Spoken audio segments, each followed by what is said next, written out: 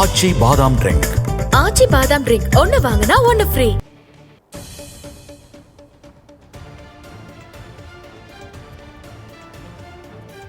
மேட்டுப்பாளையம் அருகே ஆம்னி வேனின் மீது மோதி இருசக்கர வாகனத்தில் வந்த இளைஞர் தூக்கி வீசப்பட்ட காட்சிகள் அதன் சிசிடிவி அங்கிருந்த சிசிடிவியில் பதிவாகி இருக்கின்றது. அந்த காட்சிகளை நாம் பார்த்து வருகிறோம். விரிவான விவரங்களை வழங்குவதற்காக நமது செய்தியாளர் பிரசாந்த் இணைகிறார். பிரசாந்த், இந்த விபத்து எப்பொழுது நேரிட்டது?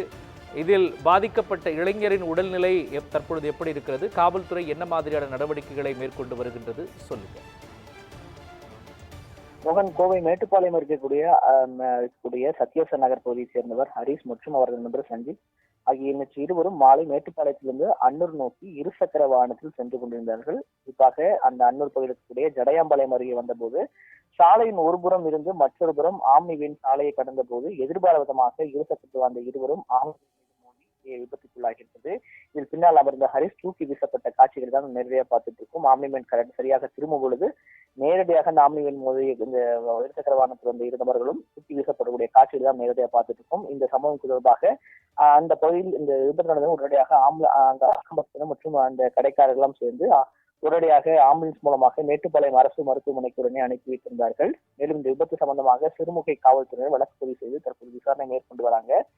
இந்த பகுதியில நடக்கக்கூடிய இந்த விபத்து தொடர்பான சிசிடிவி காட்சிகள் அந்த பகுதியில் இருக்கக்கூடிய ஒரு கடையில பதிவாகி இருக்கிறது. இந்த சிசிடிவி காட்சிகளை வைத்து தற்போது காவல்துறை வழக்கு பதிவு செய்து ஒரு பக்கம் விசாரணை செய்து வராங்க.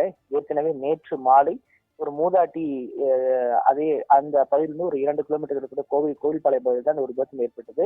இதுபோன்று மேட்டுப்பாளையம் மற்றும் சத்தியமங்கலம் சாலை உள்ளிட்ட கோவை சாலை இணைக்கும் பகுதிகளில் அடிக்கடி விபத்து ஏற்படும் என்கிற நிலை இருக்கிறது. எனவே காவல்துறை உடனடியாக துரித நடவடிக்கை எடுத்து இதுபோன்ற அதிவேகமாக வாகனங்கள் செல்லாதவாறு தகுந்த நடவடிக்கை எடுக்க வேண்டும் என்று பொதுமக்கள் ஒரு பக்கம் கோரிக்கை வைத்து வராங்க. மோகன், விவரங்களை வழங்கியதற்கு நன்றி பிரசாந்த்.